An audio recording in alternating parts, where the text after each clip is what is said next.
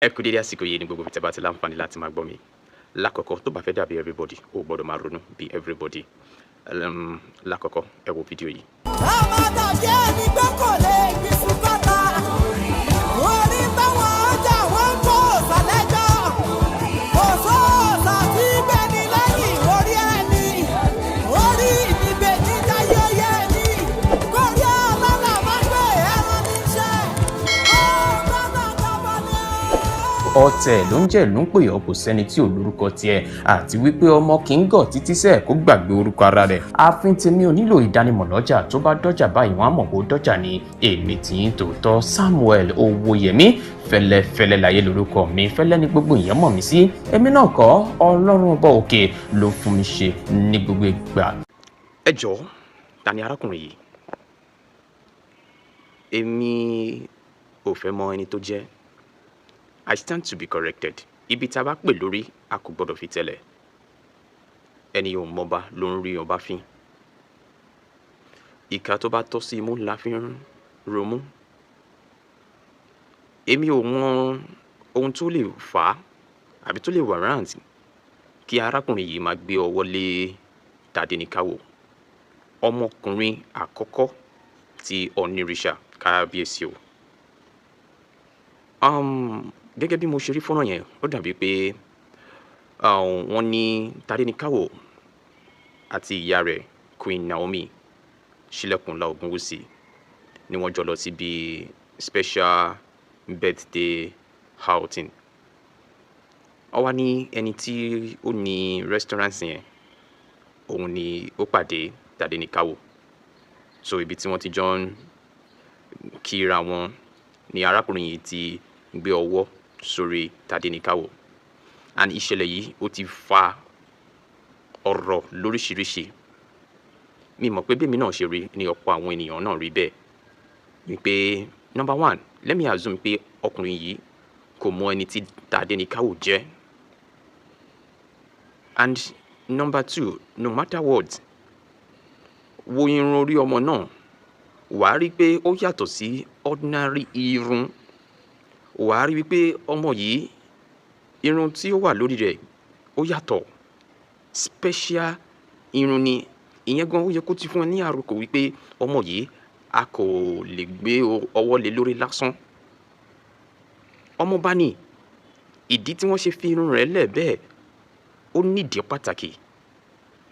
So, sir, with due respect, I stand to be corrected. Regardless of who you are, please don't do that again. Ẹ̀yin tẹ́ bá mọ̀ wọ́n, ẹ bá mi fi fọ́nrán yẹn, ẹ bá mi fi ránṣẹ́. Because ó kọ mí lóminú púpọ̀. Like, odidi ọmọ ọba. Mo sure wípé tó bá jẹ́ pé ọmọ náà ti dàgbà, tó ti tójú bọ́ àbí tó ti mature enough, kò ní jẹ́ kí anything àbí kí èèyàn kan gbé ọwọ́ lé òun lórí. No. So, please, ẹ jọ̀ọ́, don't do that again, because Tádéníkáwò is not just ordinary child. Ó yàtọ̀ sí àwọn ọmọ. Even though bàbá ẹ̀ Onírìṣà, àwọn náà ó ní àwọn nǹkan tí wọ́n máa ń ṣe fún ọmọ náà, tí wọ́n jẹ́ kábíyèsí, tí wọ́n jẹ́ Onírìṣà, ọba Ẹnìtàn Ògúnwùsì Adéyẹyè Ọ̀jájá, mo kí yín kábíyèsí Onírìṣà. Àwọn ni wọ́n lẹ́tọ̀ọ́ láti ṣe ohun tí arákùnrin yìí ṣe. And then kí man yìí mọ̀ wípé nílẹ̀ Yorùbá a kì í fi àṣà àti ìṣe wa ṣeré. A kì í fẹ́ jẹ́ kí ẹ̀gbin kó ta lé wa lórí. Bí mo ṣe ń ṣe yìí, ọ̀pọ̀ àwọn ènìyàn ò láǹfààní láti ṣe bẹ́ẹ̀, ṣùgbọ́n lórí fọ́nrán yẹn wọ́n ti fi comment, wọ́n ti fi ránṣẹ́, ó ti pọ̀. And I'm proud of that. Wípé àwọn ọmọ Yorùbá, bẹ́ẹ̀ náà ni àwọn ọmọ Yorùbá kan fi sí abẹ́ comment section, wọ́n ní kí ló bá dín bẹ́ẹ̀, ṣóun ló máa kọ́kọ́ jọmọba ni. Ẹni ò mọba ló ń fi ọba ṣeré.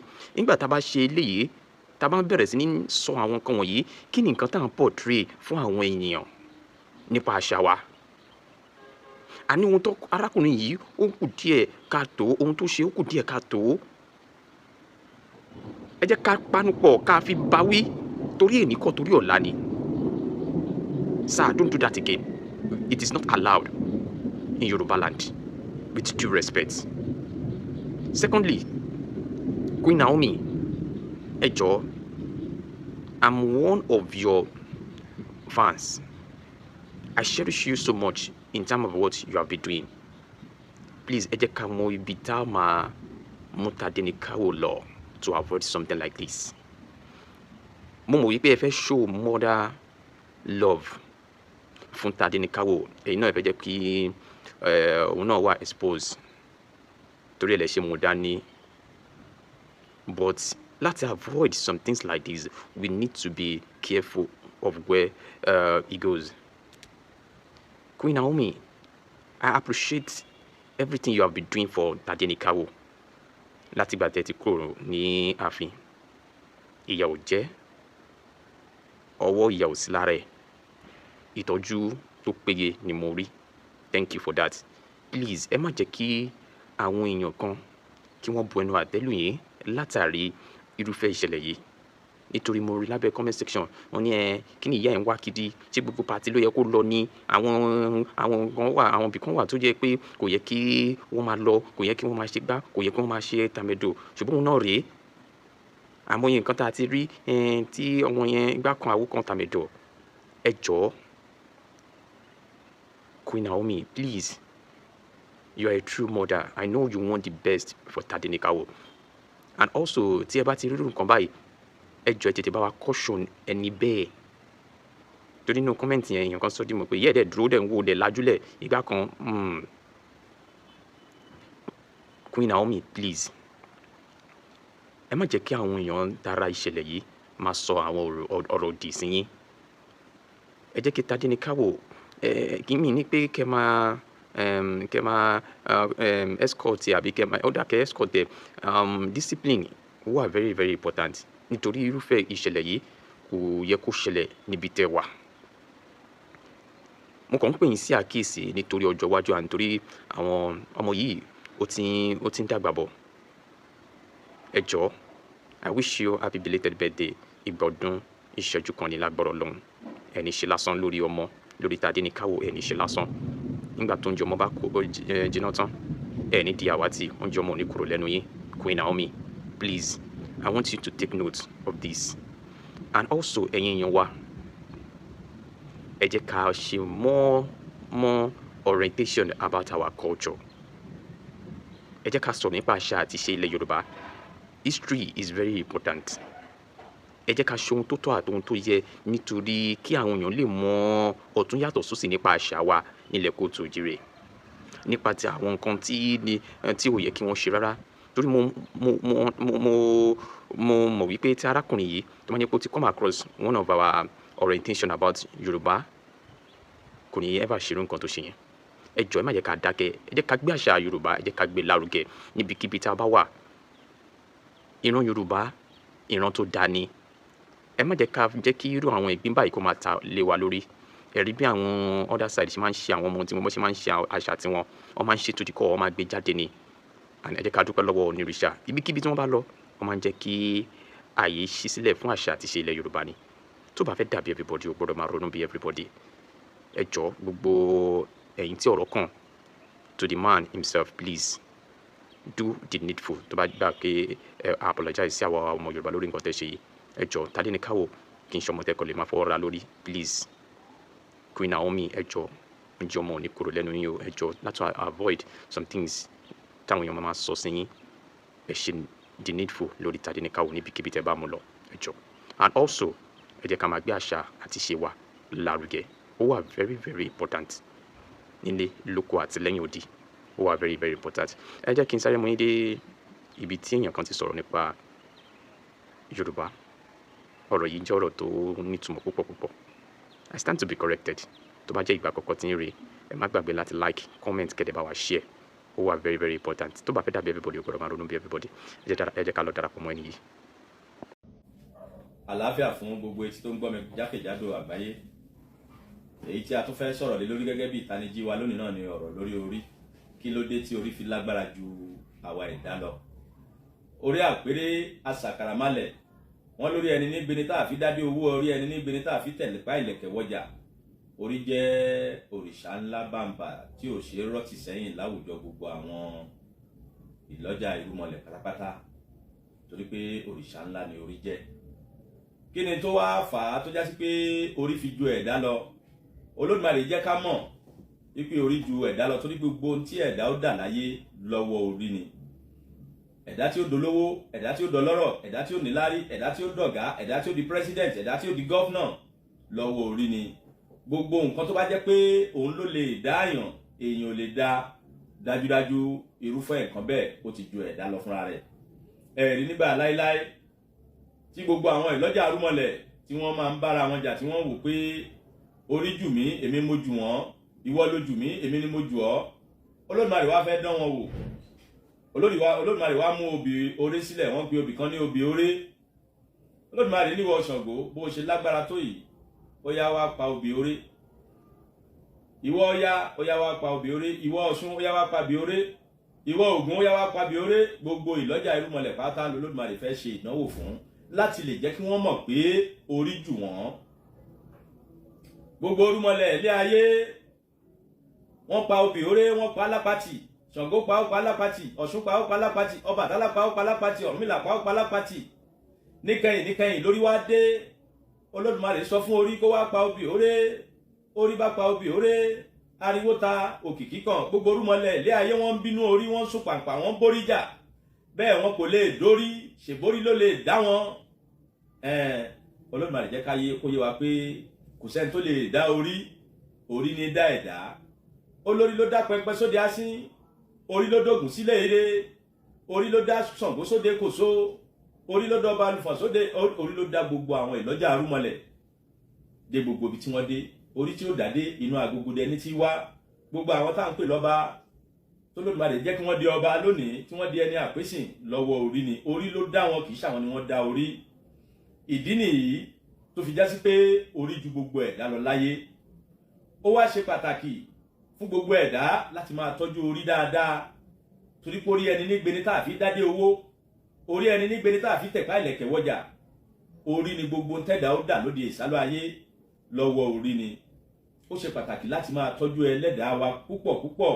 Ó kéré jù lóṣùpá mẹ́ta ká máa ṣìkẹ́ ẹlẹ́dàá torí pé ẹ̀rí ọ̀pọ̀lọpọ̀ ayé àwọn ẹlòmíì yóò ti polúkúmuṣu látàrí wípé ìṣẹ̀dá wọn ti gbàbọ̀dé.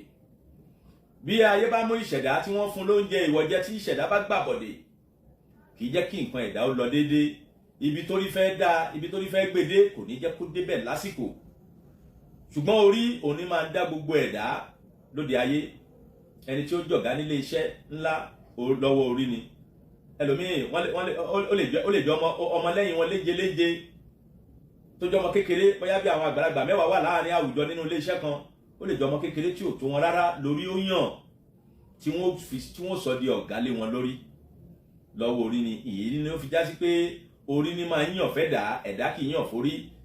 Tá a bá ní ká wá rí pé orí ló ju gbogbo ẹ̀dá lọ láyé, orí ló ju gbogbo nǹkan lọ torí pé gbogbo ohun tẹ́dá ó dà láyé lọ́wọ́ orí ni. Òrìṣà orí jẹ́ òrìṣà kan pàtàkì tí ò ṣe fẹ́ kù nínú ayé ẹ̀dá tó já sí pé tá a bá ń ṣèkẹ́ orí wa dáadáa nǹkan ẹni a sì máa lọ déédéé, ìṣẹ̀dá náà ò ní gbàbọ̀dé. Wọ́n níran apẹ̀rẹ̀ ajáde kì í jẹ́ pé orí bẹ́ẹ̀dá bá ń tọ́jú ẹ̀ṣẹ̀dá ẹ̀ dáadáa, ìṣẹ̀dá ò ní jẹ́ pé ibi torí pé ọ̀pọ̀lọpọ̀ ogun tó ń ja ẹ̀dá láyé ìṣẹ̀dá yìí náà làwọn ẹni bí ó kọ́kọ́ kọlù. Tí wọ́n bá ti lè kọlù ìṣẹ̀dá, tí wọ́n ti fún lóúnjẹ ìwọ̀jẹ, tí ìṣẹ̀dá bá ti lè gbàbọ̀dé kò ní ṣiṣẹ́ tó yẹ kó ṣe fún ẹ̀dá nínú ayé mọ́. Nídìí eléyìí ẹ jẹ́ ká máa tọ́jú orí wa dáadáa. Ìṣẹ̀dá èmi àti yín tẹ̀ ń wò mí kò ní gbàbọ̀dé. Orí ló dá gbogbo ẹ̀dá sóde ìsálú ayé. Orí ló lè dá wọn, ẹ̀dá ò lè dá orí lóde ayé o. Olódùmarè ṣe ìnáwó ìfáwọn ìlọ́jà irúnmọlẹ̀ nígbà ìwáṣẹ̀ láti lè jẹ́ kí wọ́n mọ̀ pé bí òun ṣe fún wọn lágbára tó, tí wọ́n ní oògùn, tí wọ́n ní agbára tó, tí wọ́n lè sọ̀sán dòru, tí wọ́n lè sọ òru di ọ̀sán, ó jẹ́ kí wọ́n mọ̀ pé síbẹ̀ orí ju gbogbo wọn lọ nítorí pé gbogbo tí wọ́n dà lọ́wọ́ orí ni, orí ní sì ń dá wọn. Gbogbo ìlọ́jà irúnmọlẹ̀ dọ́ọ̀kan bí gbogbo tí gbogbo wọn wá di àràbà sí, tí wọ́n di olórí sí, orí náà ló dá wọn síbẹ̀. Àwọn ìyá mi òṣòmọ̀rìngà apanimọ́wàgún olókìkí òru, orí náà ló dá wọn sóde ọ̀tà nígbà ìwáṣẹ̀. Gbogbo ìrìn àjò tẹ́dà bá rìn láyé lọ́wọ́ orí ni. Kí Olódùmarè kó jẹ́ kí orí wa kó dá wa sílé ire. Ẹ jẹ́ ká máa tọ́jú orí wa ní òrèkóòrè, ká máa fọ ibi orí dànù, ó ṣe pàtàkì púpọ̀ púpọ̀.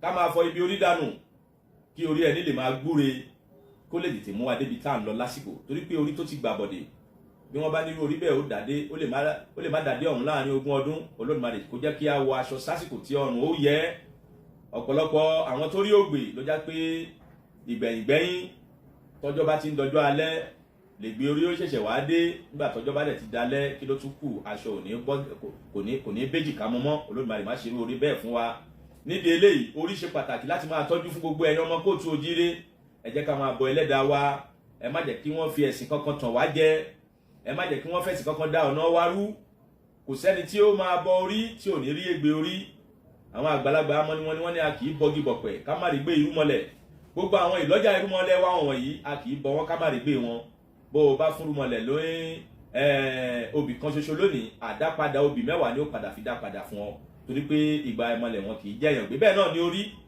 àpérè kì í jẹ́ ìdágbé gbogbo ìgbàkigbà tó bá ti ń ṣìkẹ́ orí ẹ tó ń tọ́jú orí ẹ tó ń wẹ àwẹ̀nu orí kò ní jẹ́ kí ìṣẹ̀dá náà bí àwọn ìka èèyàn bá tiẹ̀ mọ́wọ́ ibi wá fún kò ní jẹ́ kó lè gbà á torí pé ikú kì í jẹ́ wọn ni kó pa ni àrùn kan ò ní jẹ́ wọn ní kó tún gbé nídè bí ọ̀rọ̀ ìṣẹ̀dá ṣe rí nìyí ìṣẹ̀dá ṣe pàtàkì láti máa tọ́jú fún gbogbo àwa ọmọ kóòtù òjíire torí pé gbogbo ìrìn àjò tá a rìn láyé lọ́wọ́ orí ni ká má ṣe àṣetì ká má ṣe àṣetẹ́ kórí ẹni kó má gbàbọ̀dè kí ìṣẹ̀dá wa kó má ṣe gbàbọ̀dè kírun bí ayé kó má ṣe kọlù wá kádùn àwa kó gbà o èyí ni ìtàdíjì ti tèní tí mo tún ní kí n mú wá fún gbogbo àwọn ọmọ kóòtù òjíire ká lè mọ̀ bí orí ṣe tóbi tó ká lè mọ̀ pé orí òrìṣà ńlá tó lágbára ju gbogbo ẹ̀dá ni orí ní dá ẹ̀dá kì í dá orí ló lè dá wa sílé ire kó Olódùmarè kó jẹ́ kí orí gbogbo wa kó dá wa sílé ire kórí wa má gbàbọ̀dè iṣẹ́ ìrọ̀dá wa má ṣe gbàbọ̀dè kó má ní kó má mú àrùn síbi tí wọ́n ti pa wá lóde ayé tó eléyìí jẹ́ ìtàníjì ti tòní ẹ má yẹ ká gbàgbé àṣà àti ṣe wa gbogbo ọmọ kóòtù òjíire káàkiri àgbáyé gẹ́gẹ́ bí mo ṣe máa ń sọ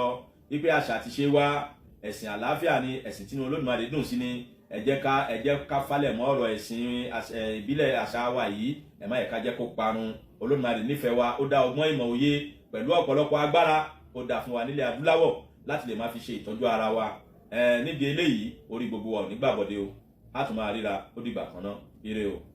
I bet that some of you have never heard of Yoruba, which is stunning because it's an incredibly important language, maybe just not in your part of the world. It's spoken by somewhere between 30 and 45 million people, and that number is going to climb rapidly in the coming decades because of the massive population growth in West Africa.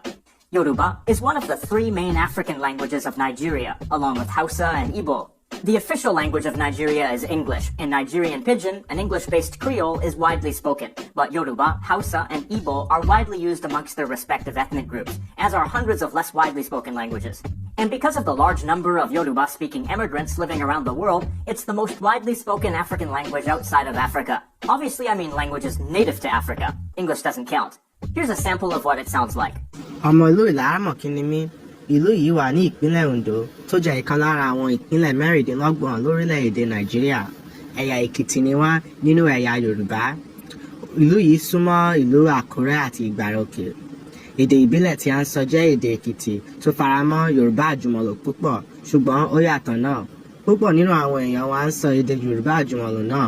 Èèyàn bíi 40 ló wà ní ìlú Ìlárá. Àdúgbò 5 ló wà. Àdúgbò Òkè Òde ni ẹbí mi ń gbé.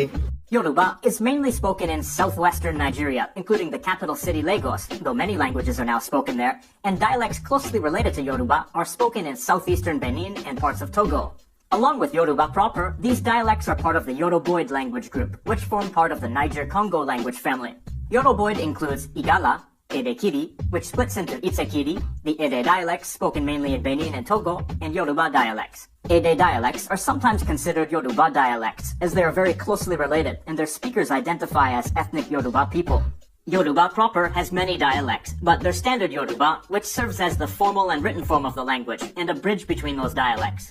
Yoruba dialects and related Yoruboid languages are spoken throughout Yoruba land, but all the Yoruba people see Ile-Ife as the origin of their civilization during the Ife kingdom, which was dominant between the year 1000 and 1420. In the Yoruba tradition, Ile-Ife is thought to have been founded by Oduduwa, a Yoruba king thought to be divine. But Yoruba civilization didn't consist of just a single Yoruba political entity. There were numerous Yoruba city-states that spoke Yoruba dialects or related Yoruboid dialects, including Oyo, The Oyo Empire surpassed Ile-Ife and became the main Yoruba power from 1600 to around 1800 AD, until internal conflict led to its downfall and a century of warfare. After its downfall, the British expanded their influence in the area and established the colony and protectorate of Nigeria in 1914, incorporating the Yoruba-speaking areas in the southwest. Standard Yoruba was put together in the 1850s by Samuel A. Crowther, a Yoruba Nigerian and the first Anglican bishop in West Africa. He published a grammar of Standard Yoruba and translated the Bible into it as well. Standard Yoruba was based on a number of dialects, but mainly Oyo and Ibadan dialects. Its orthography has gone through several changes since then.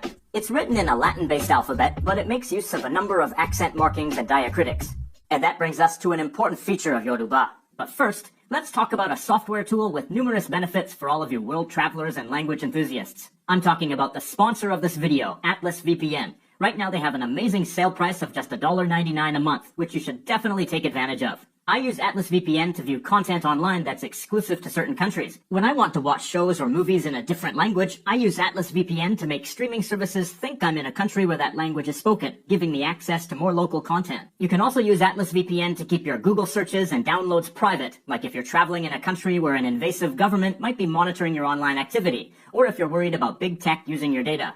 It also stops illicit ads, malware, and trackers, and notifies you of attempts to use your data. Also, a VPN can help you get the best online prices, like the time I saved hundreds of dollars on a stock music subscription by using the American version of the site rather than my local version. I prefer not to be ripped off, thank you very much. So Atlas VPN is a very useful tool all over the world, and it's the best deal all over the world at only $1.99 per month for a 3-year subscription on unlimited devices with a 30-day money-back guarantee. But time is running out, so be sure to lock in that low price by clicking the link in the description down below. And now back to features. Yoruba has 3 tones, which are shown in writing. High, with an acute accent, low, with a grave accent, and middle, these days with no marking, though it used to be shown with a macron. For example, look at the word for cat. Ologbo. It has a middle tone, then a high tone, then a low tone. Ologbo. The tones are phonemic, and changes in tone result in changes in meaning. Ogun. Means 20. Ogun. Means war. Ogun. Is the Yoruba god of iron, war, and technology. And Ogun. is the name of a river. Another marking you'll notice in text is a dot below E, O, and S. It changes the vowels from close to open, A to E, and O to A. It changes the S from S to Sh. There are 3 types of syllable in Yoruba, those that consist of a vowel, a consonant plus a vowel, or a syllabic nasal. In the example, Ogun. there are 2 syllables, the first a vowel, and the second a consonant plus a nasal vowel. Even though in writing the N looks like a separate consonant, the combination of vowel plus N actually shows a nasal vowel. An example of a syllabic nasal is one form of the pronoun meaning I, which is used in negative sentences. Some other interesting consonants in Yoruba are velar labial stops, kba and kba. They have a double articulation at the lips and at the back of the roof of the mouth. Kba, kba. The letter P in writing represents the sound p. There's no simple p sound in the language. Other notable features. The basic word order of Yoruba is SVO. Wọ́n ra ilé. This sentence means they bought a house. Word for word, they buy house. Note that in speech, this is pronounced like Wọ́n ra lé. because when a word ending in a vowel is followed by a word that begins with a vowel, they blend together. This SVO order can change with a focus construction. Ni marks the focus. Àwọn ni wọ́n ra ilé. They bought a house, or it is they who bought a house. This is still SVO, but the subject is the focus. Àwọn. Is the emphatic pronoun meaning they, and it's followed by the focus marker. Ilé ni wọ́n rà. They bought a house, or a house is what they bought. This is now OSV, and the object is the focus. If you notice that Ra. has a different tone in this sentence, that's because in its basic form it has a low tone, but before a direct object it has a mid-tone, like in the SVO version of this sentence. A couple of other things to note about Yoruba's grammar. It has no grammatical gender, no noun cases, no plural forms, and no definite or indefinite articles. This is good news for people who have no patience for learning the ins and outs of grammar. Verbs are also not conjugated for person, number, or gender, or tense for that matter. Tense and aspect markers are placed before the verb to indicate time. When it's just the verb stem on its own, for a dynamic verb that indicates simple past. For a stative verb, it indicates present or past. Mo sùn. I slept. Mò ń sùn. I am sleeping, or I was sleeping. This is the progressive or imperfective aspect. Note that before the progressive marker n, the pronoun mo becomes mo, with a low tone. N is also another example of a syllabic nasal. Mo ti sùn. I've slept. This is the perfective aspect. Mo ti ń sùn. I've been sleeping, the perfect progressive form. Mo máa sùn. I will sleep, in the future tense. Now that we've seen some standout features of Yoruba, let's look at some basic phrases. ẹ ǹlẹ́, This is one way to give a general greeting like hello, but you can also use a greeting for the specific time of day. ẹ káàárọ̀, Good morning. Note that if there's more than one tone in one syllable, then the vowel is normally written once for each tone. These three A's are all part of a single syllable, but with a high, low, high progression. ẹ káàsán, Good afternoon, ẹ káalẹ́, good evening, or good night. Note that is honorific and is not used when speaking to friends, colleagues, and people younger than you. It's the second person plural personal pronoun, which is also used for the honorific second person singular. The main word in each greeting is a contraction of ku, a verb used to mark greetings, plus a noun. àárọ̀, Is the word for morning, ọ̀sán, is the word for midday, alẹ́. is the word for evening or night. Kí ni orúkọ rẹ? What's your name? Informal. Word for word it's what, focus marker, name, your. But it might also be said with contractions. Kí lorúkọ ẹ? Notice that the nasal sound becomes a l sound when ni contracts to the following word, and the r sound is lost. The formal way to say it is Kí ni orúkọ yín? Yín. is the second person plural possessive adjective, but also the formal or polite second person singular. Orúkọ mi ni Paul. My name is Paul. Word for word it's name, my, focus marker, Paul. Notice that the noun and the possessive adjective me function as one unit, as a noun phrase, and the focus marker comes after it. Another way to say the sentence is Paul ni orúkọ mi. word for word it's Paul, focus marker, name, my. In this sentence, the focus is on the name, so you could think of it like Paul is my name, or my name is Paul, with stress on the name. And when spoken naturally, it might be Paul lorúkọ mi. because as we saw before, ni becomes li. Inú mi dùn láti pàdé rẹ. Nice to meet you. Word for word it's insides, my, pleasant, infinitive marker, meet, you. In this sentence, we see the phrase, Inú mi dùn which means I'm happy, but literally it's more like my insides are pleasant. Then we see, láti pàdé. meaning to meet, in which lati is the infinitive marker. Níbo ni ibùdó ọkọ̀ akérò wà? Where's the bus station? Word for word it's where, focus marker, station, bus, located. Níbo Is the interrogative pronoun meaning where. Here it's the focus and is marked with ni. Interrogative pronouns are always the focus. ibùdó Means station and ọkọ̀ akérò means bus. wà? Is a verb meaning to be located at.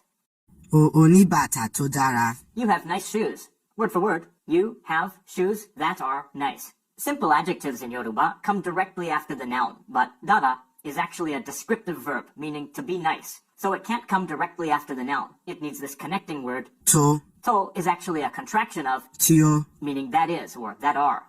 Ọ̀rẹ́ mi fún mi ní bàtà wọ̀nyí. My friend gave me these shoes. Word for word, friend, my, give, me, direct object marker, shoe, these. Ọ̀rẹ́ Means friend and is followed by the possessive adjective me. Fún me means give me, but note that the verb is understood in the past tense in its base form like this. Me is the indirect object. When there's an indirect object, then the direct object takes a special marker. Ni bàtà means shoe and wọ̀nyí. is a plural demonstrative meaning these.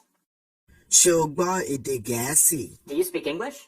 Word for word, yes, no, question marker, you, here, language, English. In this sentence, we see how to form a yes or no question in Yoruba. You add the question marker. Ṣé Without the question marker, this would be a statement. o gbọ́ èdè Gẹ̀ẹ́sì? You speak English Gbọ́ is actually the verb meaning hear, but it's used when saying you're proficient in a language. The word for language is, èdè and Gẹ̀ẹ́sì. is the word for English. It comes from the Portuguese word inglés. Bẹ́ẹ̀ni, mo gbọ́ èdè Gẹ̀ẹ́sì. Yes, I speak English. Word for word, yes, I hear language English. Bẹ́ẹ̀ni, Is the word for yes. rárá, n kò gbọ́ èdè Gẹ̀ẹ́sì. No, I don't speak English. Word for word, it's no, I not hear language English. Rárá, Is the word for no. Note that the first person singular pronoun mo becomes ing before the negation marker ko, like inko. To express what you like, you can use the phrase mo fẹ́ràn. I like. Mo fẹ́ràn ológbò. I like cats. Word for word, I like cat. To say I don't like it. N kò fẹ́ràn. Again, notice the negation marker and the different form of the pronoun. N kò fẹ́ràn ajá. I don't like dogs. Word for word, it's I don't like dog.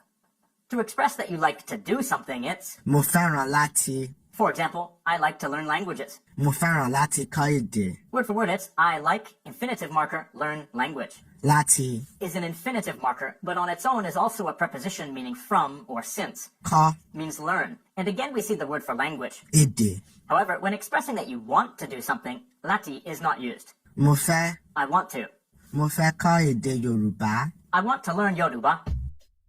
After this brief little look into Yoruba, I'm sure you can agree that it looks like a fun and fascinating language, and one that's not too intimidating, at least in certain ways, such as its lack of grammatical gender, noun cases, plural forms, and articles.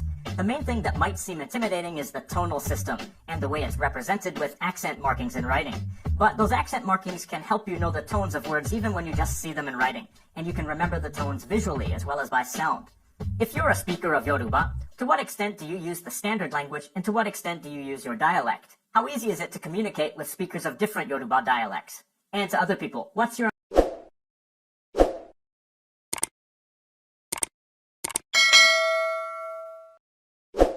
ọ̀tẹ̀ ló ń jẹ́ ìlú ń pè ọ́ kò sẹ́ni tí ò lórúkọ tiẹ̀ àti wípé ọmọ kì í gọ̀ títí sẹ́ẹ̀ kó gbàgbé orúkọ ara rẹ̀. ààfin tèmi ò nílò ìdánimọ̀ lọ́jà tó bá dọ́jà báyìí wọ́n á mọ̀ bó dọ́jà ní èmi tí ń tòótọ́ Samuel Owóyẹmí fẹ́lẹ́fẹ́lẹ́ láyé lórúkọ mi fẹ́lẹ́ ní gbogbo èèyàn mọ̀ mí sí èmi náà kọ́ Ọlọ́run ọba òkè ló fún mi ṣe ní gbogbo ìgbà.